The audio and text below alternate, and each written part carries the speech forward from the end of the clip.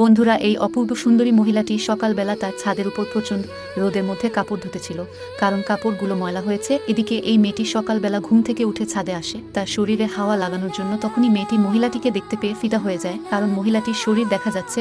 এসব কিছু দেখে মেয়েটির মহিলাটির সাথে অনেক রোমান্স করতে ইচ্ছে করে। তখনই হঠাৎ মেয়েটিকে মহিলাটি দেখতে পায় আর নিজের শরীরের কাপড় ঠিক না করে উল্টো শরীর দেখাতে থাকে। তখন মেয়েটি কিছুটা অবাক হয়ে যায়। তারপর মহিলাটি মেয়েটির কাছে আসে, বলে এখানে কি করতেছ? তখন মেয়েটি মহিলাটিকে বলে সকালবেলা ছাদে এসেছি একটু ব্যায়াম করতে। তারপর তারা দুজনে মিলে অনেকক্ষণ যাবৎ একসাথে আলাপ করতে থাকে। তাদের দুজনের মধ্যে একটি ভালো সম্পর্ক হয় আর মহিলাটি মেয়েটিকে তার বাড়ি দেখিয়ে সেখানে আসতে বলে। তারপর মেয়েটি একদিন তাদের বাড়িতে গিয়ে যা করল তা দেখলে আপনিও অবাক হবেন। তার আগে বন্ধুরা, তোমরা যদি চাও তোমার মা বাবা 100 বছর বেঁচে থাক, তাহলে অবশ্যই চ্যানেলটি সাবস্ক্রাইব করে ভিডিওটিতে লাইক দিয়ে কমেন্টে তোমার নিজের নামটি লিখে যাও। মহিলাটি মেয়েটিকে ভুল বুঝিয়ে তার জালে ফাঁসিয়ে ইচ্ছে মতো ওইসব করে নিজের যৌবন জ্বালা মিটিয়ে নেয়, কারণ তার স্বামী বিদেশে থাকে।